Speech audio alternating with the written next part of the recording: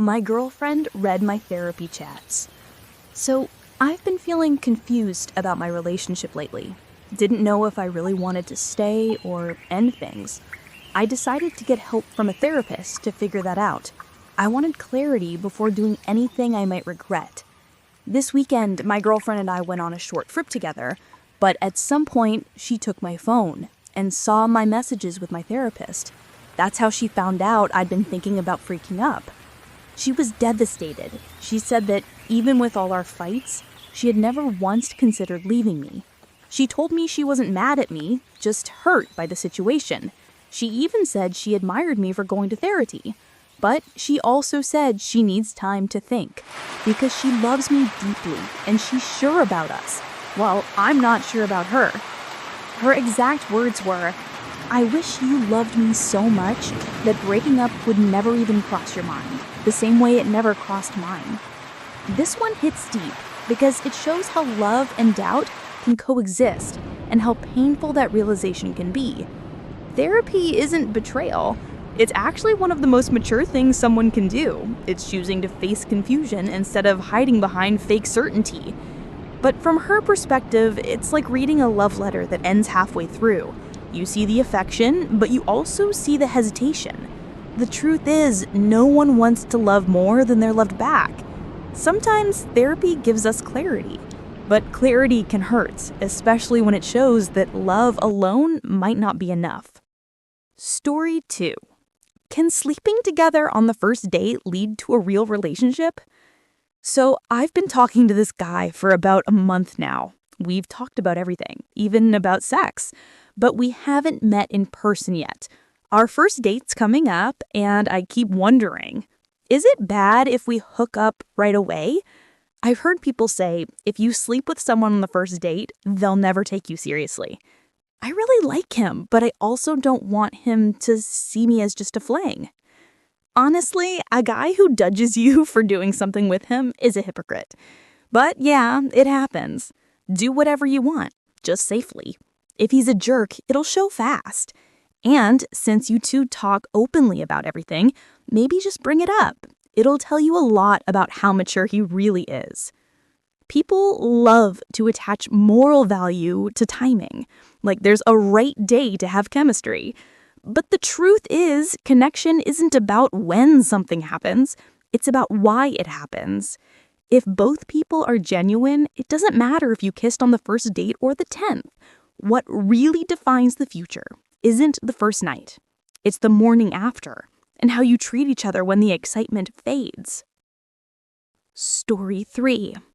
I want to end my relationship, but we're expecting a baby. It's been a year since we started dating, and now we have a baby on the way. You'd think that would make everything better, right? But honestly, it's been the opposite. There was cheating in the past. I forgave her. But no matter how much I try, I can't get rid of the resentment. We fight constantly. She shuts down every time I try to talk things through. I'm the only one working, paying for everything, trying to hold things together. I want to be a father. I'm excited for that. But with her, I just feel empty. What keeps me here isn't love anymore. It's fear. Fear of leaving her without support. Fear of looking like I abandoned someone during pregnancy.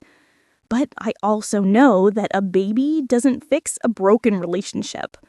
I'll always be there for my child. I just don't know if I can keep living like this. This story is heavy because it shows that doing the right thing sometimes feels like emotional imprisonment. Society tells men, stay, be strong, don't leave her now. But what if staying means living in silence and pain? Being a good father doesn't mean sacrificing your sanity. The best parents are the ones who model truth, not resentment. You can love your child fully without pretending to love their mother. Because in the long run, what that child needs most is peace, not parents who quietly hate each other. Story 4. Dating a 28-year-old virgin. I met this amazing woman, smart, kind, beautiful, but from a very conservative family. She's 28 and had never dated before, mostly because her parents were super strict. We started going out and things just clicked. But she was really anxious about intimacy. It took us about 6 months before she felt comfortable enough for it to finally happen. It was beautiful, and now we're really happy together.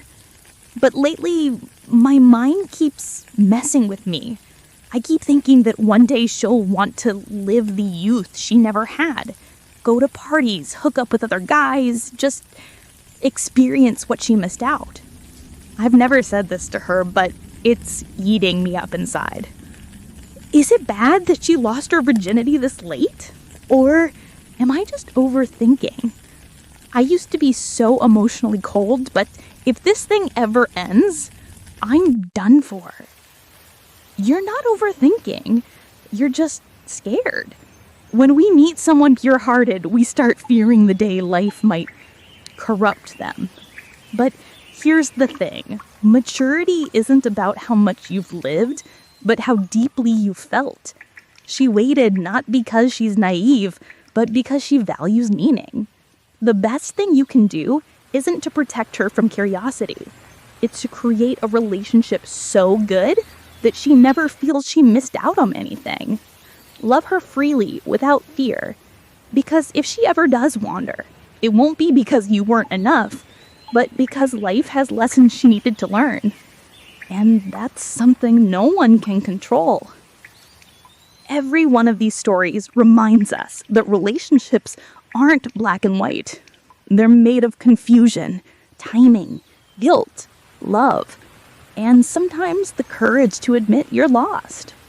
Whether it's a text read out of context, a fear of intimacy, or the quiet pain of staying when your heart wants to go, these are the moments that shape who we become. And that's what makes every Reddit story feel so painfully human.